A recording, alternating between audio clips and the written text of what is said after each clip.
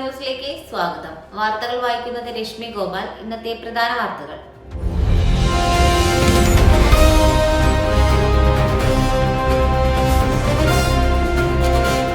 സംസ്ഥാനത്തെ 8 പേർക്ക് കൂടി ഷിഗല്ല സ്ഥിരീകരിച്ചു. കോഴിക്കോട് 3 പേർക്ക് രോഗബാധ.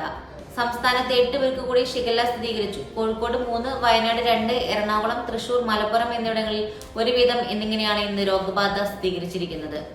നിപ്പയിൽ ഉയർന്ന റിസ്ക് വിഭാഗത്തിൽപ്പെട്ട ഒരാളെ ഇന്ന് ക്വാറന്റൈനിൽ നിന്നും ഒഴിവാക്കി. 21 ദിവസത്തെ നിരീക്ഷണം പൂർത്തിയാക്കിയ ഉയർന്ന റിസ്ക് വിഭാഗത്തിൽപ്പെട്ട ഒരാളെയാണ് ഇന്ന് ക്വാറന്റൈനിൽ നിന്നും ഒഴിവാക്കിയിരിക്കുന്നത്. രോഗബാധിതന്റെ സഹപ്രവർത്തകനായിരുന്നു ഇദ്ദേഹം. രോഗബാധിതൻ വെന്റിലേറ്ററിൽ തുടരുകയാണ്. ആവശ്യത്തിന് തൊഴിലാളികളില്ല. താമരശ്ശേരി ചുരം 6, 7, 8 വളവുകളിലെ നിർമ്മാണ പ്രവർത്തികളിൽ മെല്ലെപ്പോക്ക്. ചുരത്തിലെ 3 വളവുകളിൽ നടക്കുന്ന നിർമ്മാണ പ്രവർത്തനങ്ങളിൽ മെല്ലെപ്പോക്ക്. ഗതാഗതക്കുരുക്ക് രൂക്ഷം. ആവശ്യത്തിന് തൊഴിലാളികളില്ല. ഭാരവാഹനങ്ങളുടെ ഗതാഗത നിയന്ത്രണം പ്രഖ്യാപിച്ചതും പാഴ്വാക്കായി. ചുരത്തിലെ വളവുകളുടെ നവീകരണ പ്രവൃത്തി ഇഴഞ്ഞു നീങ്ങിയാണ് നിലവിൽ കുരുക്ക് രൂക്ഷമാകുന്നത്. 6, 7, 8 വളവുകളാണ് വീതി കൂട്ടി നവീകരിക്കുന്നത്. ആവശ്യത്തിനു പണിക്കാരില്ലാതെ ഇഴയുന്ന പ്രവൃത്തി കാണുമ്പോഴറിയാം ഇത് അടുത്ത കാലത്തൊന്നും തീരില്ല. അടിത്തറ നിർമ്മാണം തുടങ്ങിയിട്ട് പോലുമില്ല.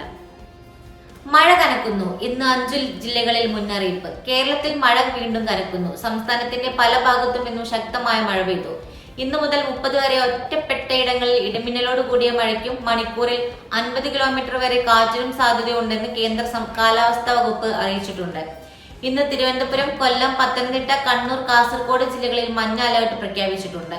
നാളെ മലപ്പുറം, കോഴിക്കോട്, വയനാട്, കണ്ണൂർ, കാസർഗോഡ് ജില്ലകളിൽ മഞ്ഞ അലേർട്ടുണ്ട്.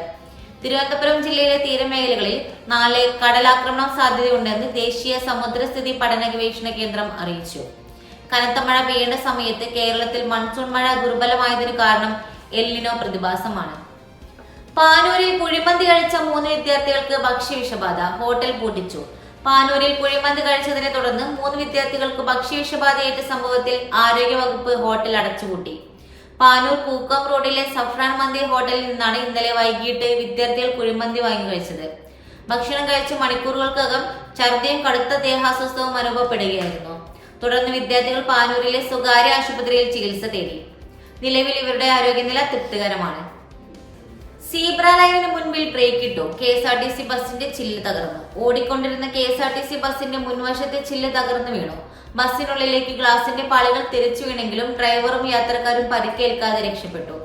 ഇന്നലെ ഉച്ചയ്ക്ക് 12-ന് പോത്തൻകോട് വാവറ കൊച്ചുവിളയിൽ ആയിരുന്നു അപകടം. നെടുമങ്ങാട് മുരുക്കുപുഴ റോട്ടിലോടുന്ന ബസ് സീബ്ര ലൈനിന് മുമ്പിൽ ബ്രേക്കിട്ടതും ബസിന്റെ ഗ്ലാസ് തകർന്നു വീഴുകയായിരുന്നു.